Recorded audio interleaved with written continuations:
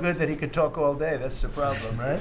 But go ahead. And what we'll do is just take a few hands, and then we'll go back to getting peace done. Okay? We'll go a little bit quicker. We'll take a few questions from the press. Go ahead, please. President Trump, I just want to double down on what Marco was sharing. It's such a remarkable accomplishment. Agree that no other president could have done this, but what set the groundwork for you able to do that? When you took office on January 20th, you made a 180-degree turn in our military strength with Pete's leadership.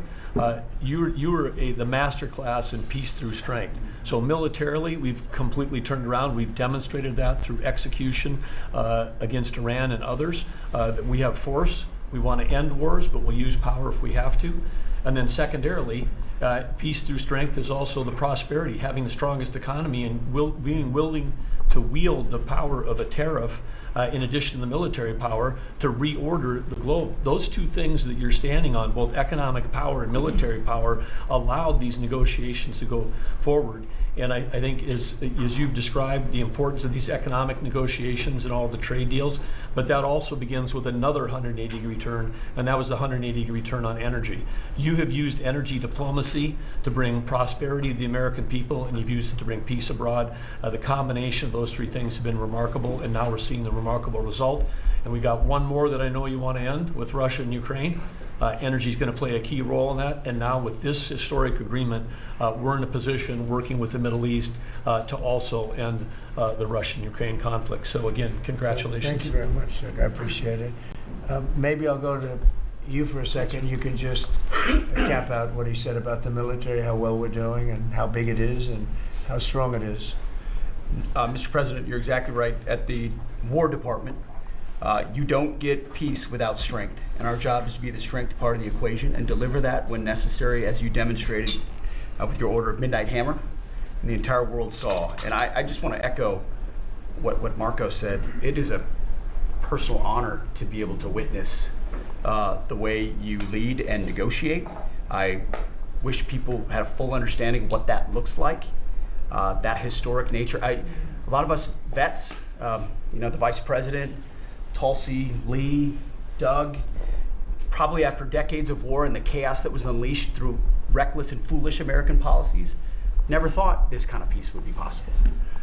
Yet, with your strength, with your ability to wield trade negotiations, personal relationships, to open up that opportunity is truly historic on the world stage.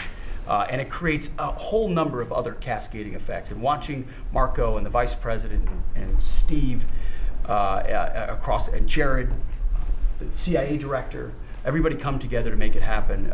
You've formed a phenomenal team, Mr. President. And at the War Department, our job is to make sure if and when there's question about American commitment, the whole world knows we've got the biggest, strongest, most lethal, and most ready War Department in the world, which is true, which is why we saw record recruitment in 2025, Mr. President.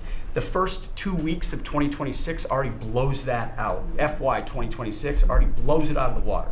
In fact, re-enlistment has already met its year-long goal in the Marine Corps in 2026 in 2 weeks. Okay, you can't. There's no other way to create that kind of love and enthusiasm than with your leadership, sir. And it is an honor to work with Pam and with Christy and the cities across the country to make sure American citizens and law enforcement are protected with our National Guard. But that's a core mission. And last thing, Mr. President, on the southwest border, the first group that rotated in to lock down that border to 0 crossings is now rotating out, and with a new border medal, the Southwest Border Medal, or it's actually called the Mexican Border Medal, revived from 1918, that will be pinning on their chest. So thank you for renaming the department, and we're trying to live up to it every day. Thank you, sir. I mean, think of this.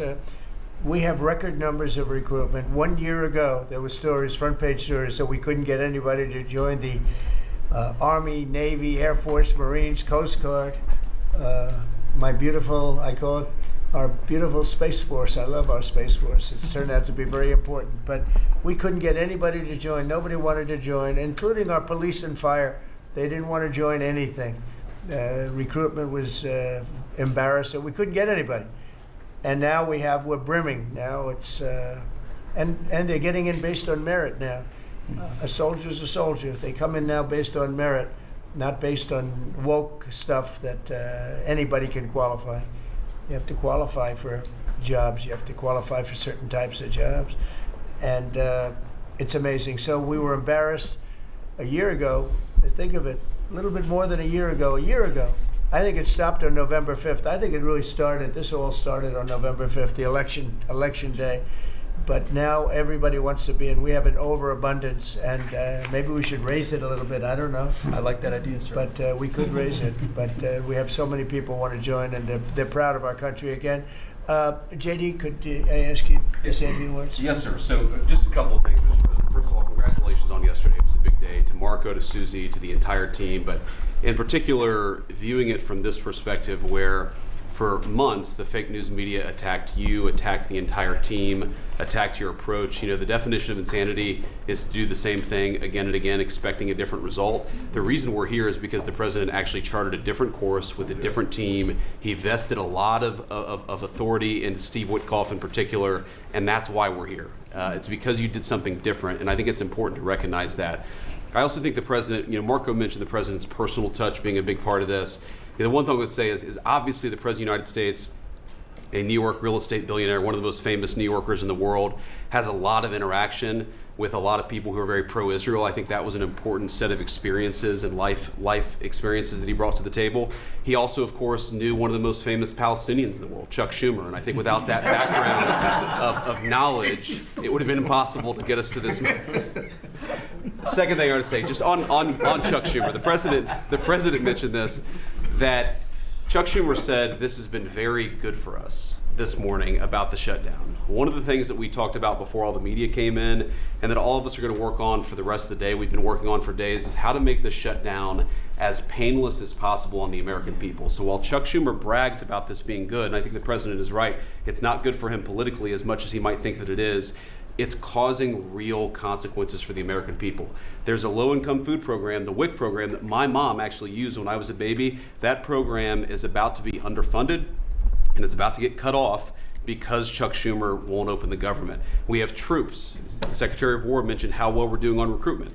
We're trying to figure out how to pay our troops because Chuck Schumer is shutting down the U.S. government. There are veterans benefits that are going to suffer. There are Americans that are going to suffer because Chuck Schumer refuses to do his job. So while we're all celebrating this incredible success that we've had on the world stage, the country could be doing so much better if Chuck Schumer did his job and opened the government. Every single Republican, except for Rand Paul, has voted to open the government. A few moderate Democrats, to their credit, have voted with us to open the government. We just need 5 more Democrats to come to their senses and let the people's government serve the American people. I hope that they'll do that. Thank you very much. sir. Chris, please. Yeah, to follow up on that point, Mr. President, the Democrat or Schumer shutdown did not begin 8 or 9 days ago. It began 8 or 9 months ago with your inauguration. For the first time in American history, every Senate confirmed appointee who are our deputies to run our department, every one of them has been filibustered. One of the critical parts of my department is the National Nuclear Security Administration. It maintains, manufactures our nuclear weapons and our engines for nuclear submarines and nuclear aircraft carriers. We are a key supplier to Secretary of War Pete Hegseth.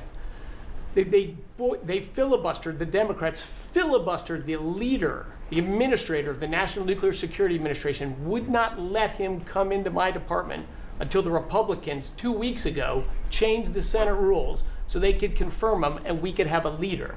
They filibustered the leadership, now they're filibustering the funding. In the next 6-7 days, we're going to run out of funding, and the retooling of our nuclear stockpile, the ultimate guarantor of our sovereignty, is going to be underfunded, and we're going to have to slow down and creep to us crawl these efforts. Just incredibly irresponsible for Schumer to worry about his own reelection and not the 340 million Americans that count on the efforts of our military and all of our departments. It's truly offensive, and we need to bring it to an end as soon as possible. Let's open the government back up. And you're doing a great job. Thank you very much. Bobby, did you want to say something? You got a lot of things happening. A lot of things. A lot of very positive things, actually. Mr. President, I'm glad you're getting bipartisan accolades on the Mideast Peace Agreement. You should also get bipartisan accolades on the MFN agreement. It is an historic agreement that's going to benefit every hardworking American. It's going to lower the price of drugs for every American. At the time, By the time this administration is over, we will have 95% of the drugs in this country will be the lowest price in the world. It immediately begins to affect Medicaid, Medicare, Social Security, the other government programs. I remember when I went through the confirmation process, and the principal preoccupation of the Democrats during that process was whether I would continue the IRA negotiations on drugs. The Democrats negotiated 10 drugs. I'm supposed to negotiate every year 15. The 10 that they negotiated, they claimed to get a 22% reduction, but it was a lie. It was 22% under the list price, which was actually higher than the price we were getting.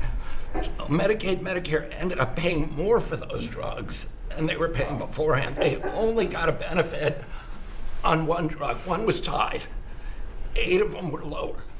So they should be applauding what we're doing now. We're doing something that every administration, Democrat and Republican, has been saying that it was going to do for decades, and you got it done because you understood the power of the tariffs. That we had leverage over these companies.